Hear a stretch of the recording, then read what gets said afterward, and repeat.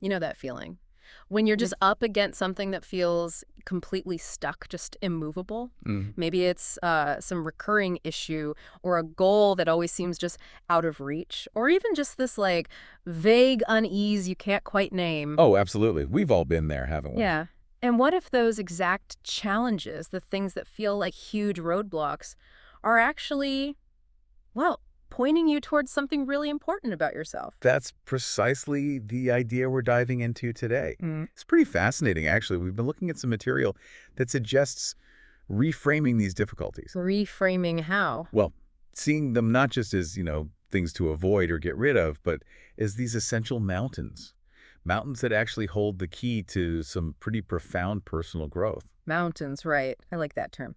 So this isn't just about like bad luck or external stuff happening to us. Exactly. This perspective, which we're drawing from this text, the introduction, it really tries to get at why these things pop up and what they might actually mean for us internally. hmm That's the mission for this deep dive, really. To unpack how these personal mountains form, why they're apparently so important for our development, and crucially, how we can actually navigate them. Navigate them for personal evolution, you said. Yeah, genuine evolution. And it's interesting, the text even suggests we might find some surprising parallels between, these inner struggles and processes out there in nature. Okay, I'm definitely curious. So these mountains, where do they even start? I mean, how do they form? The text opens with this really powerful nature analogy. Right, the forest fires. Yeah, forest fires clearing the way for new life, and this concept of positive disintegration for our minds. It sounds kind of intense. It does, but it's not purely destructive. The point is that these really difficult times, they can act almost like a mental cleanse. A cleanse. Yeah, like the fire clearing away old, dead undergrowth so something new and healthier can actually grow. It's about release, really. A release that lets us renew how we see ourselves, how we see the world. And it also talks about these things called edge states, those places where we're pushed right out of our comfort zones. Uh-huh. Like learning something new and feeling totally awkward at first. Exactly like that awkwardness, that discomfort that is the edge state. But it's also precisely where the real learning, the real transformation happens. It's fertile ground, like the edge of a recovering forest. So then, when we feel like we've hit absolute rock bottom, maybe that's not the end. The text compares it to a star imploding before going supernova. That's quite the image. It's a powerful image for sure, but it makes a key point. That feeling of reaching your absolute limit, where your old ways of coping, your old strategies, they just completely fail you. Yeah. That can be the moment, the catalyst. It's often right then that we finally truly confront the stuff we've been papering over for maybe years. The breakdown before the breakthrough. Precisely. The text suggests that breakdown is almost necessary. It's like the old inefficient fuel finally runs out, making space for, the ignition of something totally new, a new perspective. And you mentioned earlier, these mountains aren't just random obstacles the universe throws at us. The text says they come from within. Yeah, often from these coexisting but conflicting needs or desires we have, conscious ones versus unconscious ones. Can you give an example? Sure. So consciously, maybe you really want that big promotion at work, right? The status, the money. But maybe unconsciously, you're actually terrified of the extra responsibility. Or maybe a fear of failure you didn't even realize was there. Okay. That internal conflict, that tug of war, that can show up as procrastination or self-doubt, or maybe even subtly sabotaging yourself. That's your mountain.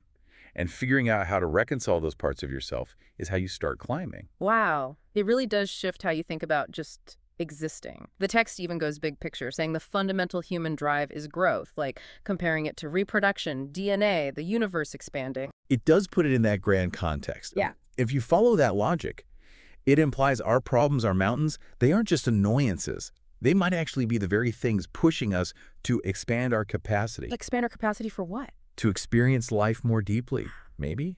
To develop new ways of understanding, new ways of relating to ourselves and the world. The problems become the catalyst for growth. What about feeling, broken or just not good enough? Because challenges can definitely make you feel that way. The text says imperfection is actually essential. That feels wrong somehow. I know it sounds counterintuitive, but it's such a key insight. The text frames imperfection not as a failing, but as like a necessary feature of anything that grows and adapts. How so? Well, think about DNA. Without little variations, little imperfections, evolution just wouldn't happen. Stagnation. Similarly, our own breaks, faults, and gaps, as the text puts it. Yeah. Those are the very spaces where something new can emerge, where potential lies. Our imperfections aren't signs we're broken beyond repair. They're signs we're human and capable of further development. That's actually quite comforting. It's interesting, too, because you often think of a mountain as some huge external thing, right?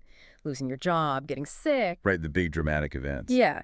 But the text really points out it can just as easily be these quieter internal battles, like just chronic anxiety or low self-esteem or this nagging feeling of discontent. Yes, and that distinction it makes is crucial between circumstantial problems, Mm-hmm. dealing with life's curveballs, and chronic problems, which are often about facing the reality of ourselves. Ah. Often those feelings, the anxiety, the fear, the self-doubt, those are the real mountain. It's like an unstable foundation inside us that affects, well, pretty much everything. Maybe not as obviously dramatic as losing a job, but Yeah. potentially much more pervasive. And where do those internal mountains even come from? The text mentions tiny traumas accumulating Right. and coping mechanisms we build up. Exactly right.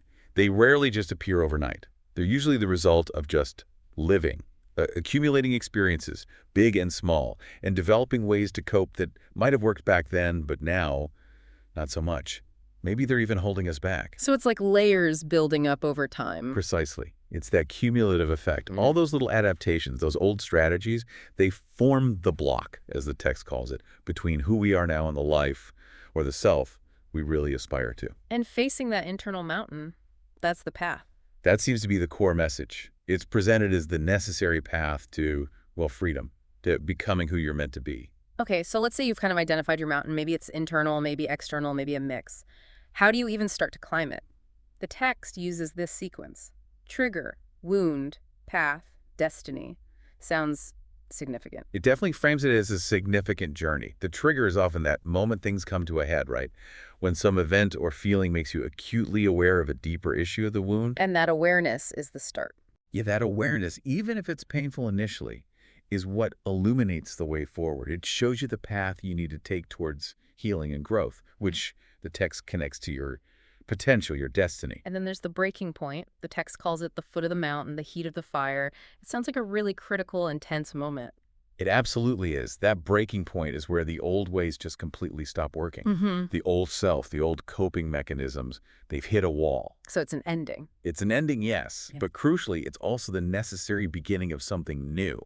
It's in that intense pressure, that disruption, that the real possibility for transformation opens up. Like the old shell has to crack for the new life to emerge. But the text talks about needing to let go of the old self. That sounds hard, maybe even scary. It could definitely feel that way. But think of it less as losing something and more as making space. The text reframes it as reinvention, rebirth. That old self, the one built on those outdated strategies, simply isn't equipped for the journey ahead, for the life you want. So, letting go, releasing it into the fire of your vision, as it poetically says, it's about consciously choosing new ways of thinking, new ways of feeling, new ways of acting, shedding what doesn't serve you anymore. And there's this interesting idea of like mourning the younger you while also picturing this future version, the hero you need to become. Yes, that duality is really powerful. You need to acknowledge, maybe even grieve the parts of your past self or life that you're leaving behind. That's valid. Right. But at the same time, you need a compelling vision of who you can become, that hero of your own life who has the strength, the wisdom, the resilience to get through this. Connecting with that future self pulls you forward. It's not just about gritting your teeth, though, is it? The text mentions skills like agility, resilience, self-understanding. No, definitely not just willpower. Climbing the mountain requires that agility being flexible, adjusting your course when you hit obstacles. It needs resilience bouncing back, learning from setbacks. And self-understanding. Absolutely crucial. Deep, honest self-awareness, knowing your triggers, your strengths, your patterns. The whole process that text emphasizes is fundamentally transformative. You won't be the same person on the other side. So this challenge, this mountain, it's not just a random hurdle. The text calls it the calling of one's life, your purpose. That's a really big way to think about struggle. It is profound, isn't it? It suggests that the major challenges we face aren't accidental. They're deeply connected to our growth, our unique contribution. the specific path we're here to walk. That changes everything, potentially. It can. And while the climb is tough, there's this an encouraging reminder. One day, that mountain will be in your rearview mirror.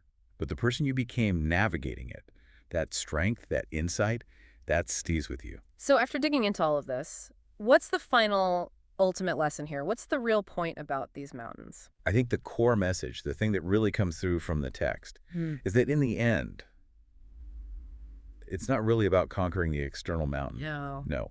The real task, the real journey, is about mastering yourself, your fears, your limiting beliefs, your reactions, those ingrained patterns. When you understand and transform yourself, that's how you navigate the mountain. The outer journey reflects the inner one.